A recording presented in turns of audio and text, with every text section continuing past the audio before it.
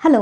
Welcome to square talks. నా పేరు దీప్తి. ఈరోజు మనతో పాటు మాట్లాడడానికి సీనియర్ సైకాలజిస్ట్ హరిరాఘవ్ గారు మనతో పాటు ఉన్నారు. ఆయనతో మాట్లాడి ఈరోజు విషయాలను తెలుసుకుందాం. Hello sir!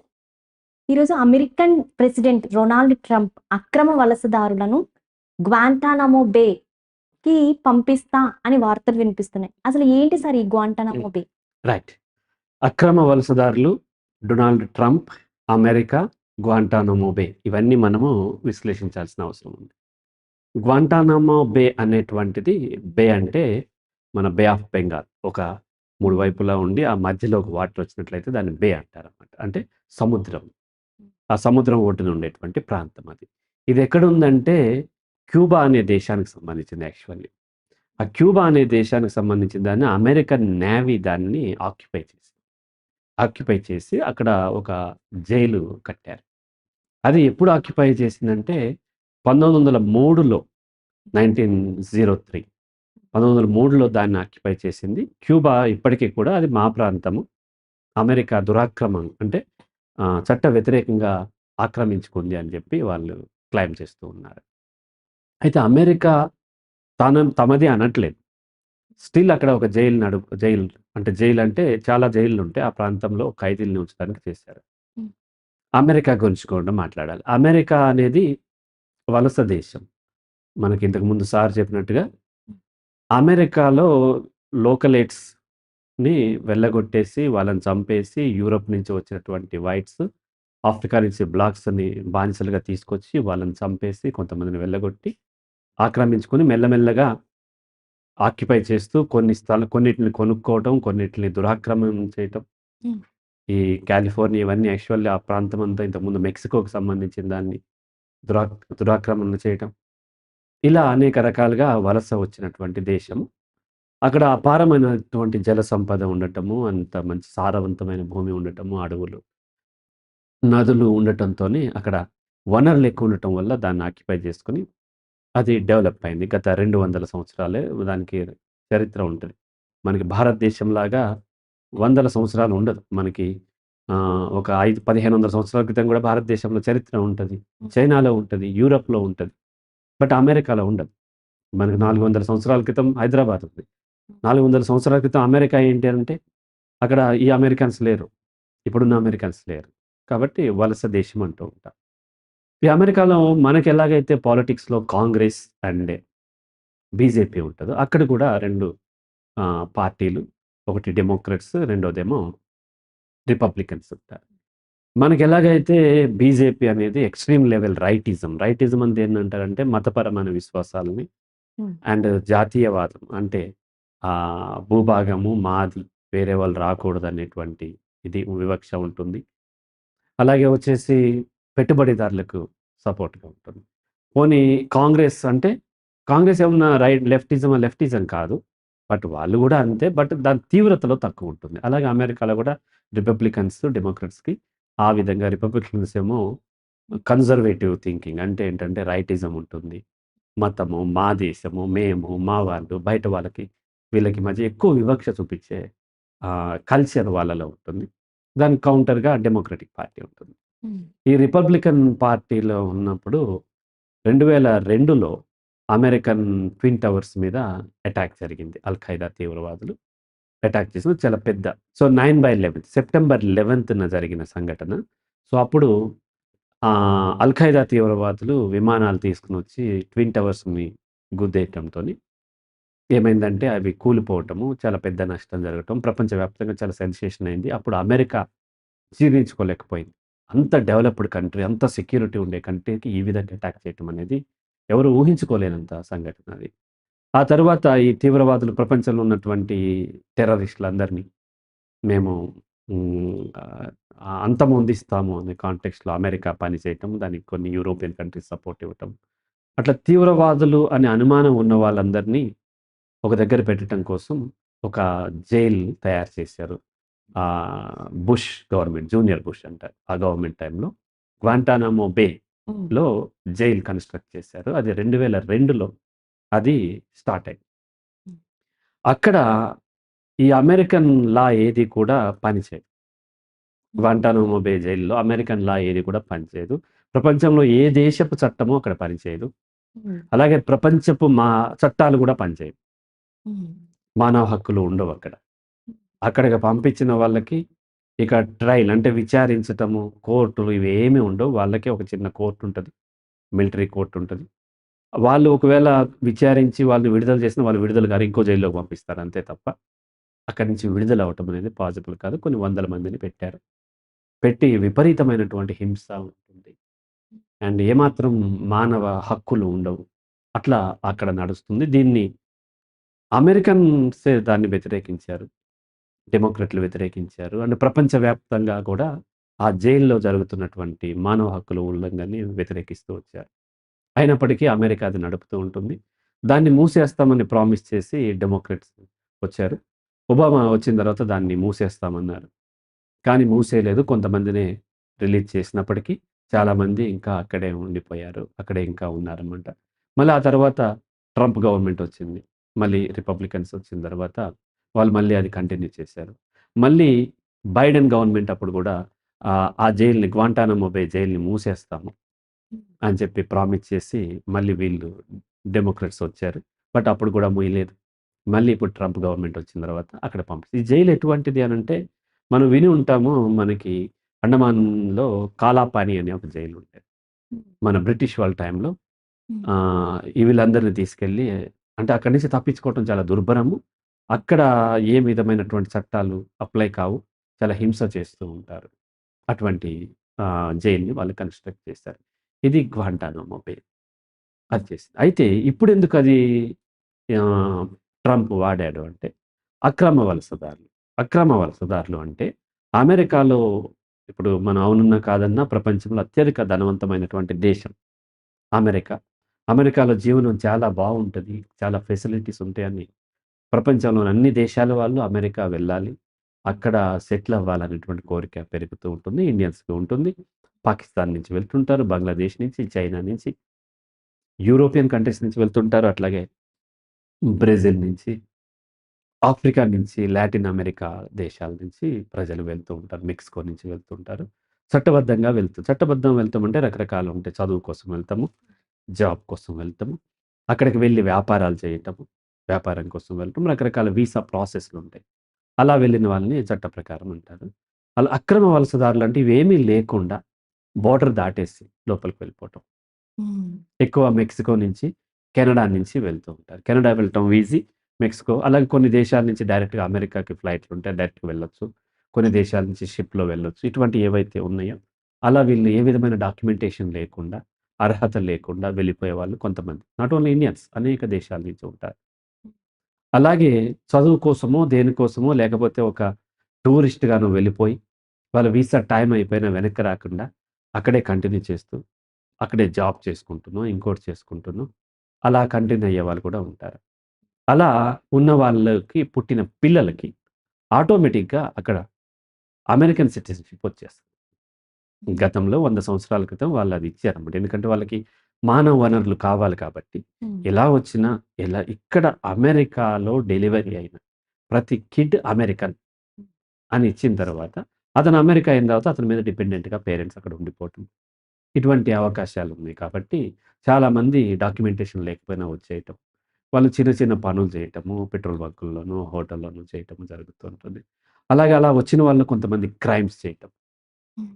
దొంగతనాలు చేయటము, కొట్లాటలు చేయటము, దోపిడీలు చేయటం ఇటువంటివి కూడా జరుగుతూ ఉంటాయి. సహజంగా బాగా డబ్బున్నోళ్ళైతే అలా రారు గదా! హ్మ్. డబ్బు లేని వాళ్ళు, లోయర్ మిడిల్ క్లాస్ వాళ్ళు ఇట్లా ఇట్లా ఇండియా నుంచి కూడా వెళ్తారు. మన తెలుగు వాళ్ళు గూడా వెళ్తారు. ఈ మధ్య వెళ్తూ మంచులో అక్కడ అక్రమంగా వెళ్ళబోయి మంచులో చలికి చనిపోయిన వాళ్ళు గూడా ఎక్కువ గుజరాత్ నుంచి మన ఇండియా నుంచి అక్రమ వలసదారులున్నారు. ఇలా వెళ్ళిన వాళ్ళ వల్ల అమెరికాలో చాలా ఇబ్బందవుతుంది. హ్మ్. అమెరికన్స్‌కి జాబ్స్ దొరకట్లేదు. హ్మ్. అమెరికన్స్‌కి వాళ్ళు అటాక్ చేస్తున్నారు. అనేటువంటి ఒక ద్వేషము అమెరికన్స్‌లో పెంచటం అనేది ఈ రిపబ్లికన్ పార్టీ చేసి ఆ సెంటిమెంట్‌తోనే వాళ్ళు అధికారంలోకి వస్తూ ఉంటారు. హ్మ్. ఇప్పుడు మనకి ఇండియా ఉందనుకోండి. బీజేపీ ఏ సెంటిమెంట్ హిందూ అంటే ఇతర మతాల్ని ద్వేషించడం అనేది ఎక్కువ అఫీషియల్‌గా చెప్పకపోవచ్చు. హ్మ్. కానీ అది ఉంటుంది. అలాగే పాకిస్తాన్‌లో గూడా అంతే. బంగ్లాదేశ్‌లో గూడా అంతే. అలాగే ప్రతి దేశంలోనూ రైట్ పాలిటిక్స్ నడిపేవాళ్ళు, నాన్ రైట్. హ్మ్. లెఫ్ట్ కాకపోవచ్చు, నాన్ రైట్ ఉండేవాళ్ళు. అంటే కొంచెం సాఫ్ట్ ఉంటది వీళ్ళంతే. వీళ్ళు రైట్ వాళ్ళు ఎక్స్‌ట్రీమ్ ఉంటారనమాట. ఈ మధ్య కాలంలో రైట్ పాలిటిక్స్ ఎక్కువ పెరగటం అన్ని దేశాల్లో పెరుగుతుంది. అంటే జాతీయవాదం పేరుతోని ఇతర దేశస్తుల్ని, ఇతర జాతుల్ని, ఇతర మతాల్ని ద్వేషించటం. వీళ్ళు గూడా వలస వచ్చిన వాళ్ళే. కానీ తర్వాత వచ్చిన వాళ్ళని ద్వేషించడం. ఇలా పెంచుకుంటూ ఆ ద్వేషాన్ని రెచ్చగొడుతున్న క్రమంలో ఇప్పుడు అమెరికన్ గవర్నమెంట్ వీళ్ళకి వ్యతిరేకంగా చేస్తానని జెప్పి వాళ్ళు డెసిషన్ తీసుకొని వచ్చారు ప్రభుత్వం. ఈ క్రమంలో కొంతమందిని అరెస్ట్ చేసి ఆల్రెడీ అరెస్ట్ అయిన వాళ్ళు, అక్కడక్కడ కొంతమందిని మళ్ళీ అరెస్ట్ చేసిన వాళ్ళు వీళ్ళందరినీ కూడా యుద్ధ విమానాల్లో వాళ్ళ వాళ్ళ దేశాలకి 10,000 మందినో ఎంతమందినో పంపించారు. ఎవరు ట్రంప్ అధికారంలోకి వచ్చిన తర్వాత. హ్మ్. అలా పంపటాన్ని యుద్ధ విమానాల్లో బేడీలేసి పంపటాన్ని చాలామంది వ్యతిరేకించారు. ఆ దేశాల వాళ్ళు వ్యతిరేకించారు. అంటే కొన్ని దేశాల వాళ్ళు వాళ్ళకి అక్రమ వలసదారులు వెనక్కి వస్తే, ఆ అధ్యక్షులు గూడా వెళ్లి వాళ్ళని వెనక్కి తీసుకొచ్చారు. ఇలా చేస్తున్నప్పుడు సో, వాళ్ళు వ్యతిరేకించారు బాగా. వాళ్ళు క్రిమినల్స్ కాదు, అక్రమంగా రావచ్చు. చట్టం వ్యతిరేకంగా వచ్చి ఉండొచ్చు తప్ప క్రిమినల్స్ అంటే చట్టాలు 2 ఉంటాయి. హ్మ్. క్రిమినల్ ఏ ఉంటది, సివిల్ వేరే ఉంటది. అమెరికన్ లాస్ ప్రకారం అమెరికన్ అక్రమంగా అమెరికాలోకి రావటం అనేది క్రైమ్ కాదు. అది ఒక సివిల్ ఇదవుతుంది. కానీ ట్రంప్ గవర్నమెంట్ ఏమంటుందంటే, చట్ట వ్యతిరేకంగా వచ్చారు వీళ్ళు క్రిమినల్స్ అంటారు. చట్ట వ్యతిరేకంగా వచ్చిన వాళ్ళలో క్రిమినల్స్ వేరు. హ్మ్. చట్ట వ్యతిరేకంగా వచ్చిన వాళ్ళు అందరూ క్రిమినల్స్ అని వాళ్ళు అంటారు. అమెరికన్స్ ఇప్పుడున్నటువంటి గవర్నమెంట్ అంటూ ఉంది. కాబట్టి వీళ్ళందరూ క్రిమినల్సే. క్రిమినల్స్‌ని మేము ఇట్లా పంపిస్తే మీకెందుకు కోపం? మీకు పంపించినా మళ్ళీ మా దగ్గరకు వచ్చే అవకాశం ఉంది వాళ్ళు. హ్మ్. మీరు వాళ్ళని క్రిమినల్‌గా చూడట్లేదు. వాళ్ళని సాధారణ పౌరులుగా చూసినప్పుడు వాళ్ళకి ఫ్రీడమ్ ఇచ్చేసేస్తే వాళ్ళు మళ్ళీ వస్తారు. హ్మ్. అందుకని ఈసారి మీ దగ్గర పంపించము. మేము గ్వాంటామో బే జైల్లోకి పంపిస్తాము అని ట్రంప్ స్టేట్మెంట్ చేసి గ్వాంటామో బేలో ఈ అక్రమ క్రిమినల్స్ అంటే హ్మ్, నేరస్తులకి హ్మ్. అంటే క్రిమినల్ ఇల్లీగల్ మైగ్రేట్స్ ఎవరైతే ఉన్నారో వాళ్ళ కోసం ఒక 30,000 బెడ్‌లు రెడీ చేయండి అని నిన్న గాక మొన్న అంటే మనకైతే నిన్న అవుతుంది. హ్మ్. నిన్న ఆయన ఒక పిలిపిచ్చాడు. వాళ్ళకి ఇన్ఫార్మ్ చేశాడు. అది వెంటనే పెద్ద ఆహ్, అక్కడికి పంపించడం అంటే దుర్మార్గమైంది. అక్కడ ఏమాత్రము విలువలుండవు. ట్రయల్ గూడా ఉండదు. విచారించేది గూడా ఉండదు. ఈయనేమంటున్నాడంటే అందరిని ముందు అక్కడ పెట్టి తర్వాత విచారిస్తామంటున్నాడు. హ్మ్. అక్కడ పెట్టిన తర్వాత విచారించి నేరస్తులు కాదో మేము తేలుస్తాము అని దొరికినోళ్ళందరిని అక్కడ పెడతామనేసరికి ఇది సంచలనమైంది. ఇండియాతో సహా అనేక దేశాలు ఎవరైతే వలస వెళ్ళిన వాళ్ళు ఉంటారో వాళ్ళందరూ భయపడుతున్నారు. అక్రమంగా వెళ్ళిన వాళ్ళే కాదు, మామూలుగా సక్రమంగా వెళ్ళి వీసా అయిపోయిన తర్వాత ఉండి ఏదో చేసుకున్న వాళ్ళు కూడా అక్రమం కింద వస్తారు. అలాగే వీసా ఉండి కూడా వీళ్ళు ఏ చదువు కోసమో వెళ్ళి పార్ట్ టైమ్ జాబ్ చేస్తుంటారు. అక్కడ అమెరికన్ చట్టాల ప్రకారం పార్ట్ టైమ్ జాబ్ చేయొచ్చు. కానీ ఎక్కడ అంటే అదే యూనివర్సిటీస్‌లో హ్మ్. లైబ్రేరియన్ గానీ, లేకపోతే జూనియర్ లెక్చరర్ అంటాం కదా! అట్లా టీచింగ్‌లో కానీ, అలా హెల్ప్ చేయటంలో చేయొచ్చు తప్ప, బయటకొచ్చి చేయటానికి చట్టాలు అంగీకరించవు.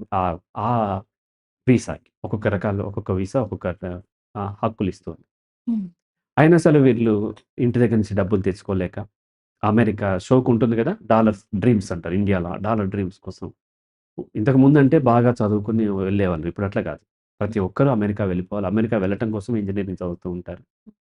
అలా వెళ్ళిపోయిన వాళ్ళు పెట్రోల్ బంకుల్లోనూ, హోటల్స్‌లోనూ అట్లా మెయిడ్‌గాను, నానీలుగాను రకరకాలుగా పనిచేస్తూ అది మన ఏది బేబీ సిట్టర్‌గా పనిచేయటం.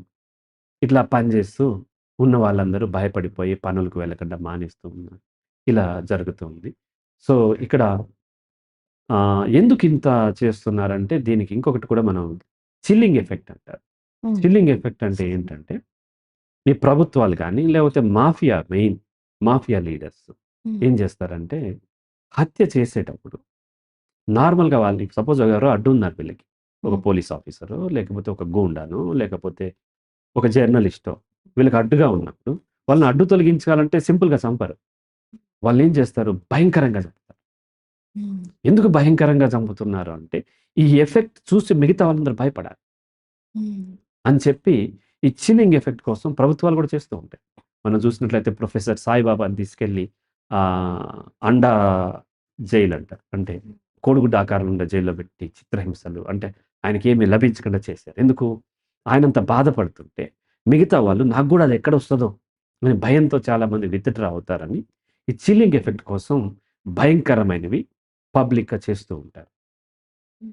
అలాగే ఈ మాఫియా లీడర్స్ కూడా అంతే చేస్తూ ఉంటారు. అలాగే అమెరికన్ గవర్నమెంట్ కూడా ఇలా ఎందుకు వీళ్ళని చేస్తుందంటే, వీళ్ళని గనక బలవంతంగా కొంతమందిని ఇంత భయంకరంగా శిక్షించినట్లయితే, మిగతా వాళ్ళు అక్రమంగా రావటానికి భయపడతారు. హ్మ్. భయపడినప్పుడు మనది పైచేయి అవుతది అనేటువంటి ఉద్దేశ్యంతో ఈ చిల్లింగ్ ఎఫెక్ట్ కోసం గ్వాంటానామో బే అనే దానికి పంపిస్తానని ట్రంప్ అని ఉంటాడనేది నా ఉద్దేశ్యం. హ్మ్. ఈ గ్వాంటానామోలో ఒకవేళ పంపించినట్లయితే సార్, ఇప్పుడు ఏ దేశ పౌరులైతే ఆ అధ్యక్షులెళ్లి తీసుకురావడానికి కూడా ఉండదంటారా? ఆ! గ్వాంటానామో బే లేదా గిట్మో అని గూడా అంటూ ఉంటారు దీన్ని. సో, అక్కడ అసలు ఏ చట్టాలు నడవవు. హ్మ్. ఏ చట్టాలు నడవవు, ఏ దేశస్తులో ఎవరున్నారో ఇన్ఫర్మేషన్ గూడా ఉండదు. ఎవరిని పంపించారో తెలీదు. ఒకవేళ ట్రై చేస్తే ఏమన్నా అమెరికాకి అమెరికన్ గవర్నమెంట్‌కి వాళ్ళకున్న ఫ్రెండ్‌షిప్‌లో కొంచెం దయదలిసి ఇవ్వొచ్చేమో తప్ప, చట్ట ప్రకారం హక్కయితే లేదు. అసలు యాక్చువల్‌గా చట్ట ప్రకారం గూడా వాళ్ళక్కడికి వెళ్ళిన తర్వాత, మనం ఉన్నటువంటి ద్వైపాక్షిక సంబంధాల ప్రకారం హ్మ్. నెగోషియేట్ చేసి తెచ్చుకోవటమే తప్ప, మా వాళ్ళని మాకివ్వు, అక్కడ నేరం చేసినోడిని మాకు అప్పజెప్పనే హక్కు లేదు. హ్మ్. అమెరికా వెళ్ళి నన్ను మర్డర్ చేస్తే, ఇండియన్స్ మా వోడిని మాకిచ్చేయి అనే హక్కు లేదు. వాళ్ళ చట్టాల ప్రకారం శిక్షించగా మిగిలిందేదన్నా ఉంటే మన దేశం రిక్వెస్ట్ చేసి తెచ్చుకోవచ్చు. లేదా వాళ్ళతో నెగోషియేట్ చేసి తెచ్చుకోవచ్చు. నాట్ ఓన్లీ అమెరికా, అరబ్ కంట్రీస్‌లో కానీ, వేరే దేశాల్లో కానీ ఇలా అక్రమంగా వెళ్ళిన వాళ్ళని అరెస్ట్ చేస్తూ ఉంటారు. ఆ జైల్లో పెడుతూ ఉంటారు. అక్కడే మగ్గిపోతూ ఉంటారు. కొన్నిసార్లు నెగోషియేట్ చేసి తీసుకొస్తూ ఉంటారు. మన అరబ్ కంట్రీస్‌లో ఉన్న వాళ్ళని చాలా సార్లు మన హ్మ్, సుష్మా స్వరాజ్ గాని, లేకపోతే మన కేటీఆర్ గవర్నమెంట్ అప్పుడు, అదే మన కేసీఆర్ గవర్నమెంట్ అప్పుడు కేటీఆర్ నెగోషియేట్ చేసి కొంతమందిని తెచ్చారని వార్తలు వింటూ ఉంటాం. కాబట్టి నెగోషియేట్ చేసి తెచ్చుకోవటమే తప్ప, ఖచ్చితంగా మనం ఇవ్వాల్సిందే అనే హక్కయితే మనకుండదు. నేరం లేకపోయినా వాళ్ళు విచారించిన తర్వాత మనకిస్తారు. ఇప్పుడు వేరే దేశం నుంచి మన దేశం వచ్చిన తర్వాత మర్డర్ చేసాడని మనం ఇక్కడ అరెస్ట్ చేశారు. నిజంగా చేసుండకపోవచ్చు. హ్మ్. కానీ మనం విచారించిన తర్వాతే అతన్ని వదిలిపెడతాం తప్ప, ఒక నేరస్తుడిని మనం వేరే వాళ్ళకి వదిలిపెట్టం గదా! హ్మ్. కాబట్టి అక్కడ అంతే కాకుండా ఈ గ్వాంటానమో బేలో ఏమాత్రము చట్టాలు లేవు. ఎందుకంటే అమెరికన్ పరిధిలోకి రాదది. హ్మ్. అమెరికా నడుపుతూ ఉండొచ్చు. బట్ అమెరికన్ ఏదైతే టెరిటరీ ఉంటది కదా! దాంట్లోకి రాదు కాబట్టి చట్టం అమెరికన్ చట్టం కూడా అక్కడ అప్లై కాదు. కాబట్టి ఈ దేశాలు వెళ్లి పాజిటివ్‌గా ఉండి ఇన్ఫర్మేషన్ కూడా ఉండదు కదా! ఎవరున్నారో మనకు తెలీదు. హ్మ్. కాబట్టి ఒకవేళ వాళ్ళతో నెగోషియేట్ చేసుకొని దయదలిసి తెచ్చుకోవచ్చు తప్ప హక్కుగా అయితే ఉండదు. హ్మ్. ఇప్పుడు పార్ట్ టైమ్ జాబ్స్ కోసం చాలామంది స్టూడెంట్స్ ఇక్కడి నుంచి అక్కడికి వెళ్తారు కదా సార్! హ్మ్. వాళ్ళు ఏ తప్పు చేయరు. మీరన్నట్టు వీసా అయిపోయినా సరే, ఏదో రూ. 4 హ్మ్. సంపాదించుకుందాం అని అక్కడ ఉండి చేసుకుంటూ ఉంటారు. ఇప్పుడు వాళ్ళని కూడా అదే స్థితిలోకి ఏ తప్పు చేయలేదు అంటే పార్ట్ టైమ్ జాబ్ చేయటమే నేరం. తప్పు. హ్మ్. మనం వెళ్ళింది మీ ఇంటికొచ్చారు ఒకతను. మీ ఇంటికి అతిథిగా వచ్చారు. హ్మ్. అతిథిగా వచ్చినతను అతిథిగానే ఉండెళ్ళిపోతే నో ప్రాబ్లమ్. అతిథిగా వచ్చిన అతను ఇంకోటేదో పని గూడా చేస్తున్నాడు. అది మీకు అతనికి అంగీకారం అయితే నో ప్రాబ్లమ్. హ్మ్. రైట్? నేరం కాకపోవచ్చు. బట్ మీకు కూడా అంగీకారం అయితే పర్లేదు. మీకు అంగీకారం లేదు. ఈ రూమ్ నువ్వు వాడకూడదు. లేకపోతే ఈ చైర్‌లో నువ్వు కూర్చోవద్దు. ఈ వాష్‌రూమ్ నువ్వు వాడొద్దన్నా, నేను వాడతానని వాడుతున్నారనుకోండి. మీరు వద్దన్నా సరే వాడుతున్నారనుకోండి. దెన్ మీరు చర్యలు తీసుకుంటారు. అలా కాకుండా ఎవరైనా మర్డర్ చేశారనుకోండి అది ఖచ్చితంగా నేరం. హ్మ్. ఆ ఇంటెన్సిటీ అతనికి పర్మిట్ ఇచ్చినంత వరకే తను చేయాలి. హ్మ్. ఇప్పుడు కౌన్సెలింగ్ అంటది. ఇప్పుడు మనం ఏదో ఇంటర్వ్యూ చేస్తున్నాం. ఇంటర్వ్యూలో మీరు అడిగింది చెప్పాలి. హ్మ్. ఇది కాకుండా వేరేది చెప్తున్నాను. అది మీకు కూడా అంగీకారం అనుకోండి పర్లేదు. హ్మ్.